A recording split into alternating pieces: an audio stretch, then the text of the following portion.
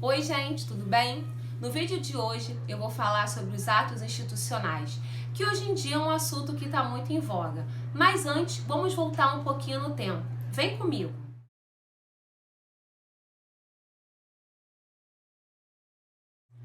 Muitos costumam falar por que João Goulart ele não se manifestou contra as investidas militares.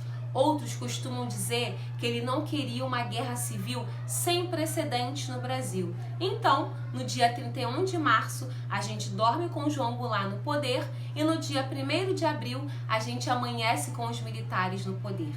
Os mentores desse golpe diziam que queriam livrar o Brasil da ameaça vermelha. E depois, saindo essa ameaça, a democracia seria novamente restituída.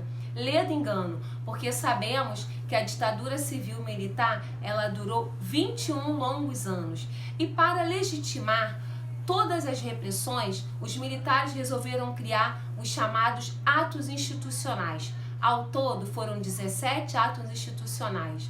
Toda vez que um ato institucional ele era instituído, aumentava ainda mais a repressão no Brasil, chegando até sobrepor-se à Constituição. Políticos e cidadãos começaram a questionar, a se manifestar e, em resposta, tiveram prisão, tortura e morte. E no ano seguinte, em 65, vai acontecer uma eleição e vai acontecer uma divergência entre os próprios militares. E eles vão instituir o AI-2, o Ato Institucional número 2. Diversas coisas ele estabelecia, mas uma merece ser destacada. Ele vai acabar com todos os partidos políticos e criando somente dois, o Arena e o MDB. O Arena, Aliança Renovadora Nacional, e o MDB, Movimento Democrático Brasileiro. E eles vão até obrigar o Congresso a aprovar a Constituição de 67. Aprovada essa Constituição, ela vai dar mais poder ao Poder Executivo, que vai poder legislar sobre a segurança nacional e o orçamento.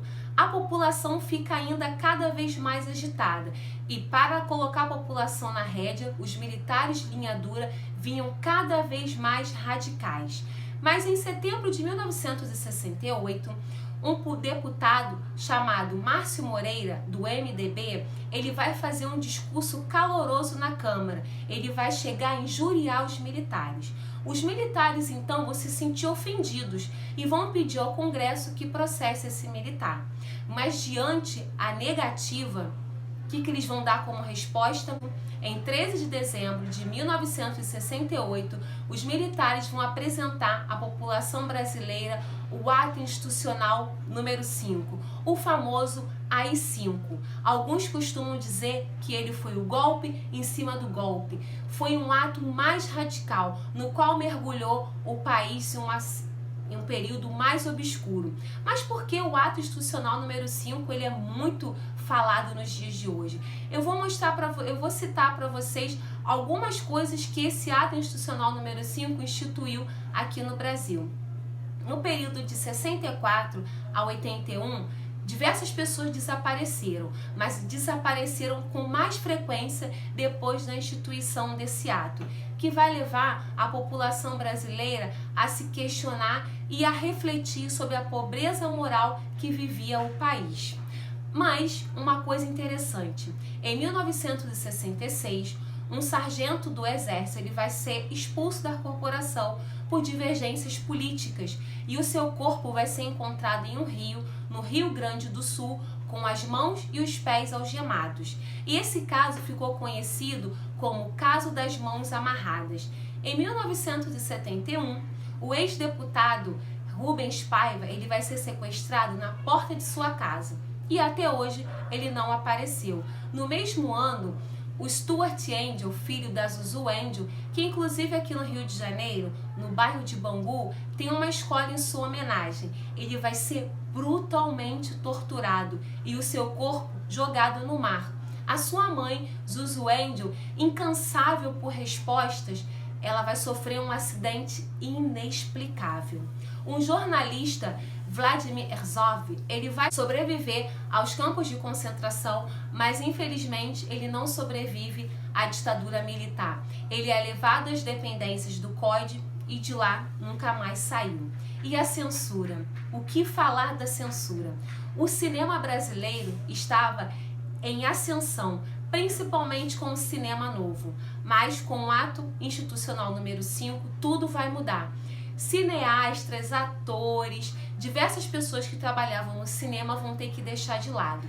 Mas uma coisa eu tenho que destacar para vocês: vai haver o financiamento de filmes pornográficos, que vão ser chamados de pornochanchadas.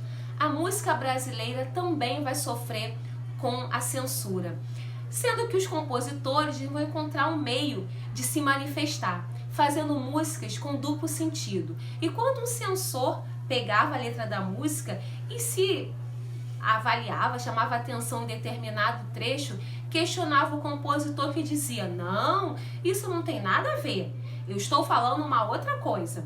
Mas aqueles que conheciam o compositor sabiam a mensagem que ele queria passar. As universidades também sofreram muito. Professores, estudantes, historiadores, cientistas, físicos tiveram que deixar tudo de lado para não sofrer a repressão. Uma coisa interessante, que na década de 70 foi proibida a circulação da Declaração de Independência norte-americana no Brasil. Dá para acreditar?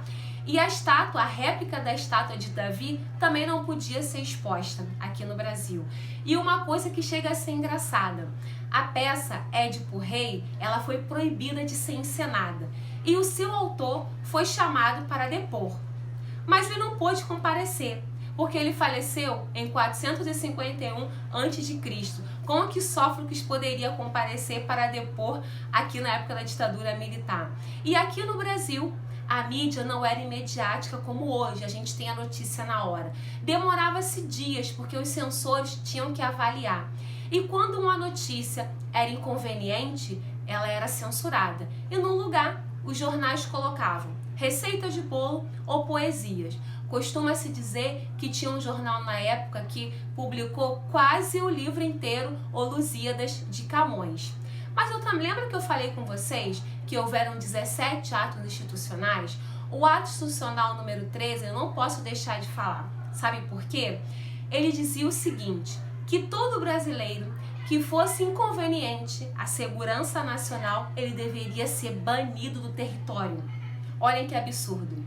E havia uma propaganda muito interessante: Brasil, ame ou deixe-o. Espero que vocês tenham gostado. Tchau e até a próxima.